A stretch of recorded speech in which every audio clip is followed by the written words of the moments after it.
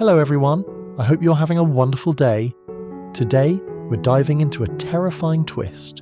Yuri rescues Ngok from Lin's men, but the DNA retest kit suddenly changes its seal number inside the hospital, meaning the truth may have been swapped right in front of them.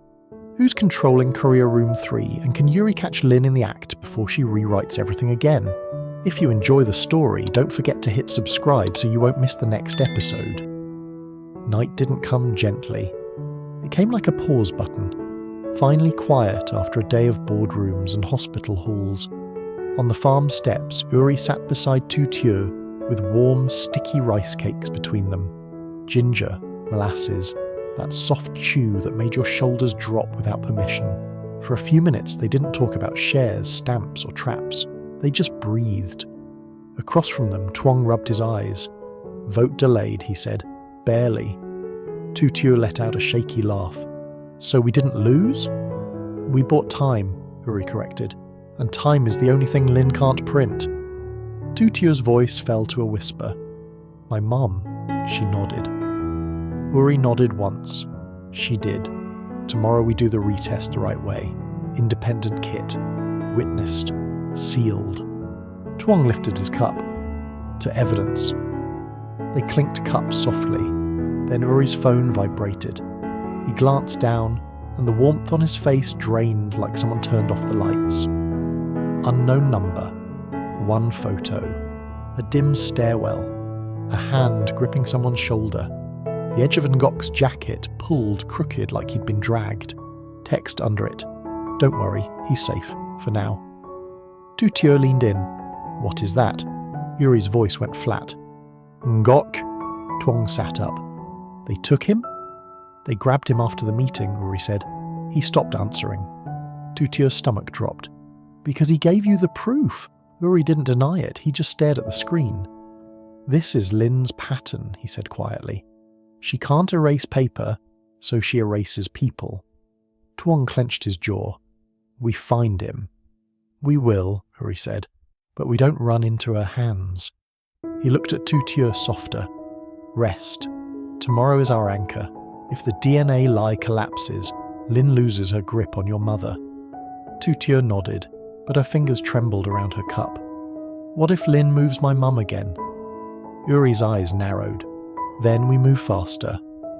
The next morning, Yuri arrived with a sealed DNA kit and a certified mobile team, Dr. Han's staff, chain of custody forms, numbered seals, everything Lin hated, structure.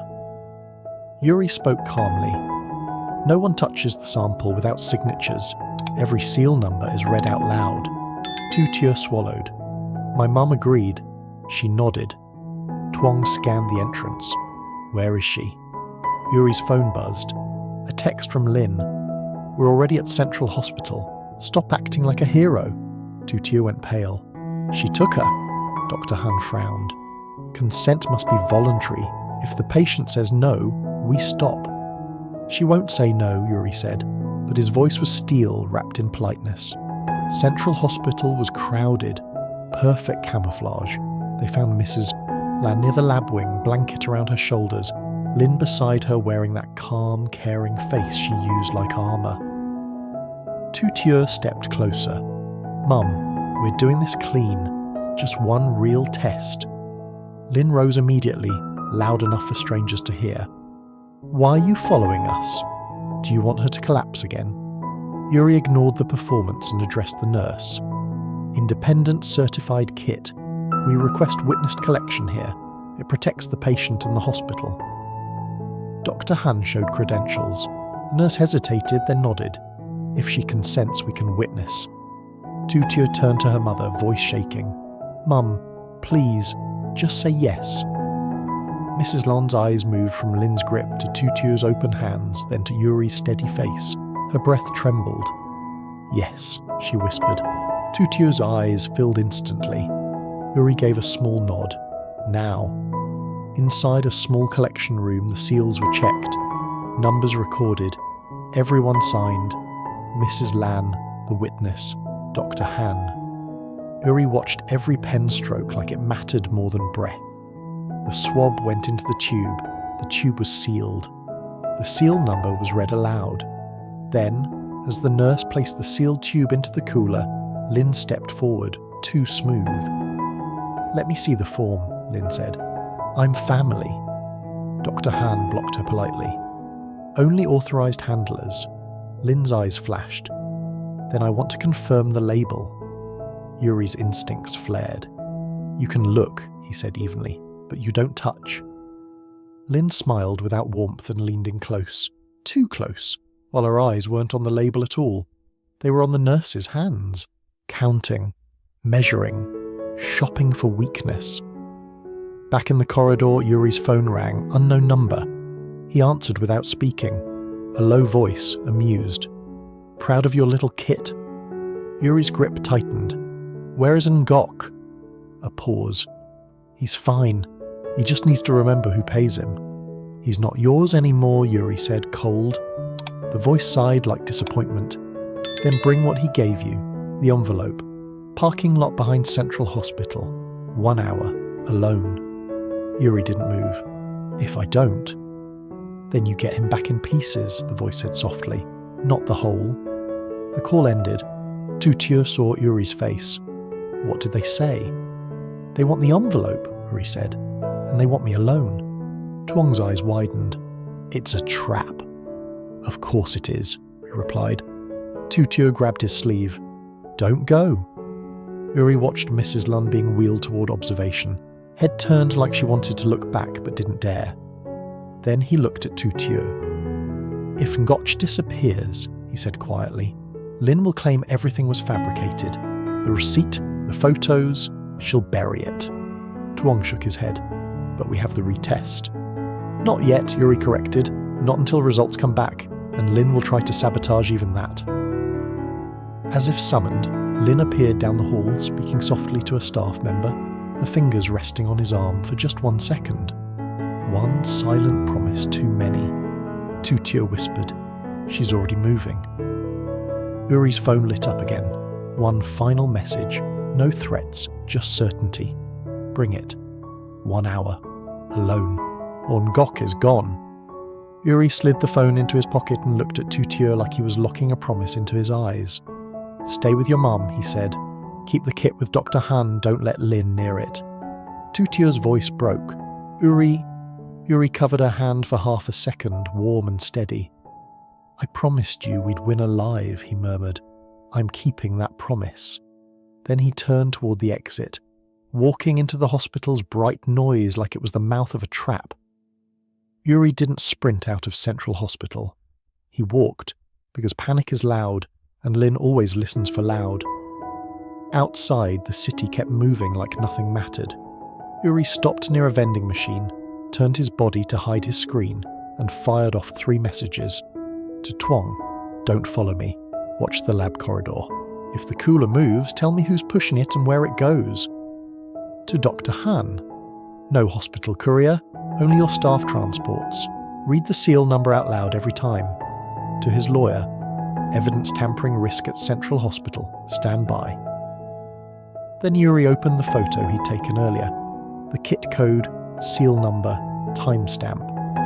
He zoomed in until the digits filled the screen and saved it twice, because duplication was insurance. 1 hour. Lin's deadline wasn't about distance, it was about pressure. Yuri reached the back parking lot. Dim lights, wet concrete, and corners where cameras forgot to exist. 2 men in black suits leaned against a van like they owned the space. One smiled. "Yuri." Yuri kept his hands visible. "Where is Ngok?" The man nodded toward a black sedan half hidden behind a pillar. The rear door opened. Ngok sat inside, face bruised, eyes swollen from a long kind of fear. When he saw Yuri, he shook his head once. Tiny. "Don't." Yuri's jaw tightened, but his face stayed flat. He pulled out a brown envelope and lifted it. Not the real evidence. The real lab receipt and contact card were already backed up, sent to his lawyer, duplicated online, and hidden at the farm. This envelope held sealed copies, made to look valuable from 10 feet away. "You want the envelope?" Yuri said. "Here." The second man strode forward, snatched it, ripped the tape, and flipped through. His eyes narrowed. Copies! Yuri didn't blink. Everything you ask for is there. The first man's smile thinned. We asked for what Ngok stole. Ngok's shoulders tensed. Yuri's voice stayed calm. Ngok didn't steal. He exposed a lie. Careful, the first man warned. Give us the real one. You walk away with him. You stop digging. Yuri stared at him. And if I don't? The man shrugged. Then you learn. Yuri lowered the envelope like he was thinking. Then he tore it in half. Paper fluttered onto the wet ground. The rip was small, but it sounded like a door slamming. Both men froze. Ngosh's eyes widened. You don't own me, Yuri said quietly. The second man lunged. Yuri shoved him back, hard enough to create space, not hard enough to start a war. Yuri yanked open the sedan door, grabbed Ngok's shoulder and pulled him out. Walk, Yuri murmured, don't run. They moved away in measured steps. Behind them, the first man barked, Stop! A hand reached for Notch again. A motorcycle slid into the lot and stopped between them like a shield. The rider ripped off his helmet. Twong. Yuri's eyes flashed. I told you not to follow. Twong's face was stone. And I told you we don't die alone. Get on. Ngok climbed behind Twong, shaking. Yuri swung onto the back. The first man stepped forward, furious. You think a bike saves you? Yuri lifted his phone, screen facing them. Smile. The men hesitated. Too late they realized Yuri had been recording audio since the first word. Not perfect proof, but enough to make Shadows nervous. Yuri leaned to Twong's ear. Go! The motorcycle roared out, tires spitting water. Yuri's phone rang immediately. Unknown number, he answered without speaking. Lin's voice purred, calm as poison. Behind the hospital, of course. Yuri's grip tightened. Where is the kit? You should ask how many doors I can close, Lin said softly. If Ngok leaves that lot, your retest disappears. Touch the sample and you're finished, Yuri said. A faint laugh. Paper burns, Yuri. People forget. Mothers panic. You'll be busy choosing. The call ended. Yuri kept the phone to his ear for a second after she hung up, like he could still hear her smile. Then he checked the notification banner that had popped up while she was talking. Dr. Han's name. Pressure increasing. Staff trying to take kit. Yuri's stomach dropped. Lin wasn't bluffing. She was moving pieces while he was still on the road. Twong, Yuri said, voice low over the engine. When we get there, keep Notch in the main lobby under cameras. If anyone comes close, you record. Loud and public. Twong glanced in the mirror. We go together. We have to, Yuri admitted, but we stay smart. If they grab him again, we lose a witness. If they swap the kit, we lose the truth. Ngok's hands tightened on Twong's jacket. I can stay visible, he rasped. She hates public. Yuri nodded once. Good. Stay where she can't erase you. Yuri stared at the dark screen, then looked at Ngok. Talk. Fast. Ngok swallowed, voice rough. She planted people, not just in the company. Here, the private lab. She paid through a middleman, a fixer near the courier wing. Yuri's eyes narrowed. Courier wing? Ngok nodded. They kept saying room 3, courier room 3. Yuri didn't speak, but the words locked into his brain like coordinates. Back upstairs, Lin had already returned to her favourite costume, concerned daughter. Mrs. Lan sat under a blanket, breathing shallowly. Tu Tieu stood close, trying to look steady while her hands shook. Dr. Han's staff held the cooler like it was the only thing keeping truth alive. Lin stepped forward, voice loud enough for strangers. Mum, you're exhausted. We're going home. Tu Tieu's voice trembled. Mum, just let Dr. Han transport the kit. Then we leave. The test is done, Lin said smoothly. Stop stressing her. Dr. Han cut in. Transport is part of the process. My team. We'll use hospital courier, Lin interrupted with a smile. Faster, official. Dr. Han's face hardened. That breaks chain of custody. Lin sighed, like he was being dramatic. Then she tapped her phone once. A man in a hospital badge appeared with a clipboard. "Patient requests to use hospital courier," he said, rehearsed. "Form is signed." Mrs. Lan blinked, confused. "Signed?" Mrs. Lan's eyes darted to Tu Tieu, and for a heartbeat the old warmth tried to surface. "Tu Tieu," she whispered, like she wasn't sure she was allowed to say the name. Tu Tieu stepped closer, voice breaking. "Mum, I'm right here. I'm not trying to hurt you. I just need one honest result so you never have to be afraid again." Mrs. Lan's chin trembled. Lin tightened her grip, smiling like a caretaker, but her fingers pressed too hard. Quiet control disguised as comfort. Lin crouched beside her, gentle. "Earlier, Mom, you were tired. It's okay." Tu Tieu's chest burned. "She doesn't remember? That's not consent." Lin stood up, raising her voice just enough to draw attention. "Are you saying my mother doesn't know what she signs?" Heads turned. A nurse paused. A security guard drifted closer, already primed. Tu Tieu felt the trap closing. "Fight, and you look like the aggressor. Stay silent, and Lin wins." Lin moved to the nurse station and whispered. A nurse called out, "Vitals check. Patient distress." Two nurses rushed to Mrs. Lan. Distraction. In the half-second of movement, the clipboard man stepped toward the cooler, hand reaching for the handle. Tu Tieu slapped his hand away. "Don't touch it!" Gasps rippled through the corridor. The man recoiled. "Ma'am," Lin's voice rose, wounded and loud. "See, she's attacking staff. She's harassing a patient." Mrs. Lan flinched at the noise. "Please, stop." The security guard stepped in. "Ma'am, calm down." Tu Tieu's throat closed. Lin's story was already forming in the air. Tu Tieu as violent, Lin as protector. Uri burst back into the corridor with Tuong and Ngok. Ngok limped, eyes scanning like he expected another grab. Uri saw it instantly.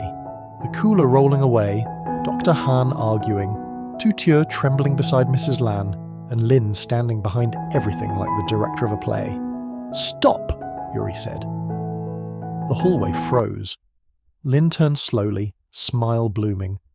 "Uri, you came back." Uri's eyes locked on the cooler. "That kit stays with Dr. Han." "Or what?" Lin asked sweetly. Uri stepped forward, voice sharp but controlled. "Or I release everything.